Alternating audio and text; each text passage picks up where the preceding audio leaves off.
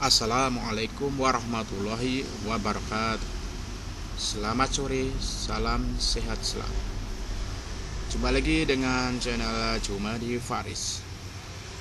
Kali ini saya akan menyampaikan materi sistem pencernaan. Makanan yang kita makan tidak akan ada artinya jika tidak dicerna. Makanan harus dicerna agar tubuh kita mendapatkan nutrisi untuk memelihara semua fungsi tubuh kita. Tahukah kalian, sistem pencernaan dari mulut sampai rektum berkisar 9 meter panjangnya. Luar biasa. Melebihi tinggi badan kita. Organ-organ yang berada dalam sistem pencernaan dikelompokkan menjadi 3 besar berdasarkan fungsinya, yaitu pencernaan, penyerapan, dan pembuangan.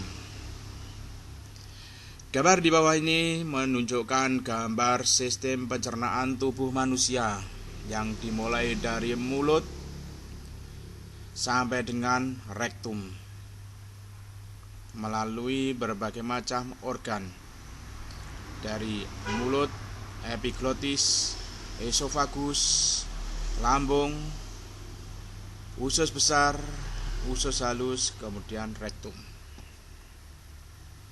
Sistem yang pertama adalah pencernaan. Pencernaan adalah suatu proses ketika makanan yang kita makan dipecah hingga menjadi nutrisi-nutrisi yang kecil. Pencernaan dibagi menjadi 2, yaitu pencernaan secara kimiawi dan pencernaan secara mekanik. Pencernaan secara kimiawi adalah pengolahan makanan yang dibantu oleh suatu zat kimia yang sering disebut enzim. Sedangkan pencernaan mekanik adalah proses pemecahan makanan menjadi bentuk yang lebih kecil. Pencernaan mekanik biasanya terjadi di dalam mulut dan lambung, serta melibatkan pergerakan fisik, yaitu otot. Sedangkan pencernaan kimiawi terjadi di beberapa bagian dalam sistem pencernaan, seperti di mulut, lambung, dan usus halus. Di lambung juga ada enzim yang membantu mencerna makanan yang kita makan secara kimiawi. Enzim tersebut sering disebut enzim pepsin yang merubah protein menjadi asam amino. HCl yang membantu kerja enzim pepsin dan juga bertugas membunuh kuman-kuman yang masuk bersama makanan. Sistem yang kedua dan ketiga yaitu penyerapan dan pembuangan. Proses penyerapan terjadi setelah pencernaan. Setelah makanan dipecah di dalam dinding saluran pencernaan dan menjadi molekul nutrisi, maka nutrisi tersebut akan diserap dan dibawa oleh darah untuk diedarkan ke seluruh tubuh. Proses penyerapan makanan terjadi di dalam usus halus, sementara usus besar mengeliminasi sisa-sisa makanan yang tidak diserap untuk kemudian dibuang. Sekarang kita menuju ke fungsi organ-organ pencernaan. Pertama, mulut. Di dalam mulut terjadi proses pencernaan secara mekanik dan secara kimiawi. Gigi dan lidah berperan dalam proses pencernaan secara mekanik. Gigi berfungsi untuk memotong, mengoyak, dan mengunyah makanan menjadi bagian-bagian kecil. Sementara lidah berfungsi untuk mendorong makanan. Pencernaan kimiawi terjadi ketika kelenjar saliva atau ludah yang ada di mulut menghasilkan enzim yang sering disebut amilase. Enzim amilase ini berfungsi untuk memecah pati yang merupakan karbohidrat kompleks menjadi glukosa, yaitu karbohidrat sederhana, sehingga sel tubuh kita mampu menyerapnya. Organ yang kedua, esofagus. Di bagian belakang mulut terdapat dua saluran. Yang pertama yang menuju saluran napas yang disebut dengan tenggorokan dan berfungsi membawa udara ke paru-paru, serta satu saluran lainnya menuju saluran cerna dan disebut kerongkongan. Ketika kalian makan, maka katup yang disebut epiglotis akan menutup tenggorokan untuk mencegah makanan masuk ke dalam saluran napas. Makanan akan masuk ke dalam esofagus, yaitu saluran berotot yang menghubungkan antara mulut dengan lambung. Di dalam esofagus terdapat lendir yang membantu melicinkan makanan. Dengan adanya gerakan otot esofagus yang sering disebut gerakan peristaltik, makanan akan didorong masuk ke dalam lambung. Organ yang ketiga, lambung. Setelah makanan masuk ke dalam lambung, terjadilah pencernaan secara mekanik dan kimiawi. Pencernaan mekanik dilakukan oleh otot halus yang melapisi dinding lambung. Sedangkan pencernaan kimiawi dibantu oleh cairan pencernaan. Cairan pencernaan ini mengandung enzim pepsin yang mencerna protein menjadi asam amino. Cairan pencernaan juga mengandung asam klorida atau HCl yang membunuh kuman-kuman yang masuk bersama makanan yang kita makan. Makanan yang telah dicerna disimpan sekitar 2 jam atau lebih di dalam lambung. Saat berada dalam lambung, bentuk makanan adalah berupa cairan kental. Pada gambar di bawah ini menunjukkan struktur lambung. Ini adalah lambung. Organ yang keempat, usus halus. Tahukah kalian bahwa usus halus panjangnya sekitar 6 meter? Luar biasa, melebihi tinggi badan kita.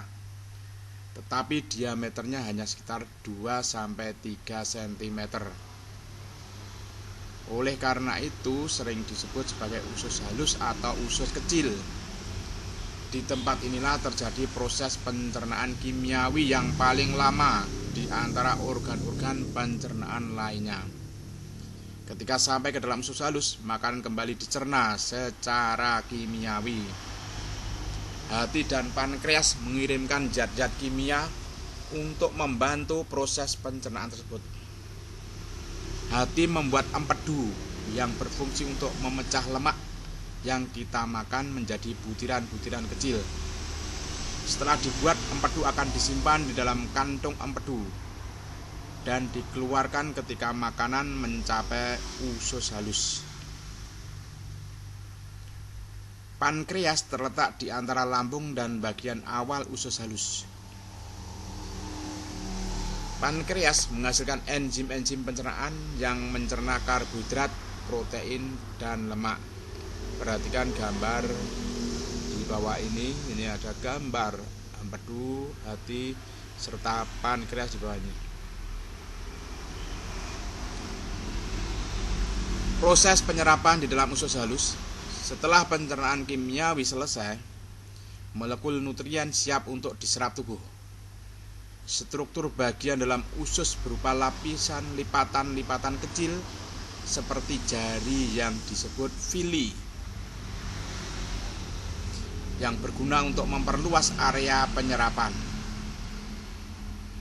Gambar di bawah ini menunjukkan struktur dalam usus halus.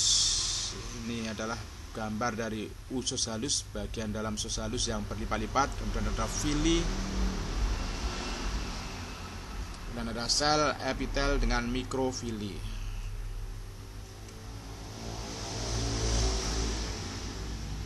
Yang kelima adalah usus besar. Saat makanan mencapai usus halus, semua nutrisi telah diserap. Yang tersisa hanyalah air dan sisa-sisa makanan yang tidak dapat dicerna, seperti serat atau biji-bijian. Air dan sisa-sisa makanan tersebut dibawa ke usus besar. Di dalam usus besar terjadi proses penyerapan air, sementara sisa-sisa makanan siap untuk dikeluarkan. Panjang usus besar sekitar 1,5 meter. Usus besar mengandung bakteri baik yang membantu pembentukan vitamin K. Akhir dari usus besar adalah rektum, tempat sisa-sisa makanan ditekan menjadi bentuk padat. Sisa makanan ini kemudian dikeluarkan dari tubuh melalui anus. Gambar di samping ini adalah gambar letak usus besar, kemudian rektum dan anus.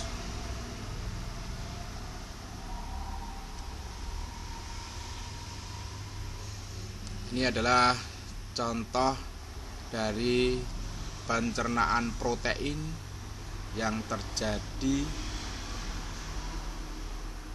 yaitu putih telur. Dari grafik ini, berapakah persentase dari putih telur yang dicerna selama 8 jam? Mari kita ada angka 8 jam. 8 jam adalah angka 5 sampai 10. Nah, ini berarti pada posisi angka 25%. Jadi untuk protein putih telur persentasenya 25% selama 8 jam. Kemudian 20 jam. 20 jam ini berkisar sekitar 85%. Dan apakah protein semuanya akan dicerna ketika berada dalam lambung? Ini kita lihat dalam grafik, ternyata tidak semuanya dicerna, masih kurang sedikit. Oke, mari kita lihat fakta sains tentang tubuh manusia yang berhubungan dengan sistem pencernaan makanan. Yang pertama, manusia mampu memproduksi air liur sebanyak 2 kaleng soda perharinya. Kemudian kedua, sistem pencernaan manusia tidak terpengaruh oleh gravitasi. Jadi meski kalian melakukan handstand atau berdiri terbalik, makanan akan tetap menuju esofagus kemudian ke lambung. Hal tersebut dikarenakan bantuan otot yang mendorong makanan menuju lambung. Ketiga, lambung manusia sangat elastis hingga bisa menampung 2 kg makanan.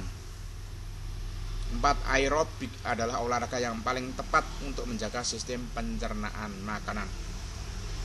5. Manusia bertahap untuk mengeluarkan sisa udara yang masuk ketika kalian makan terlalu cepat atau minum air soda.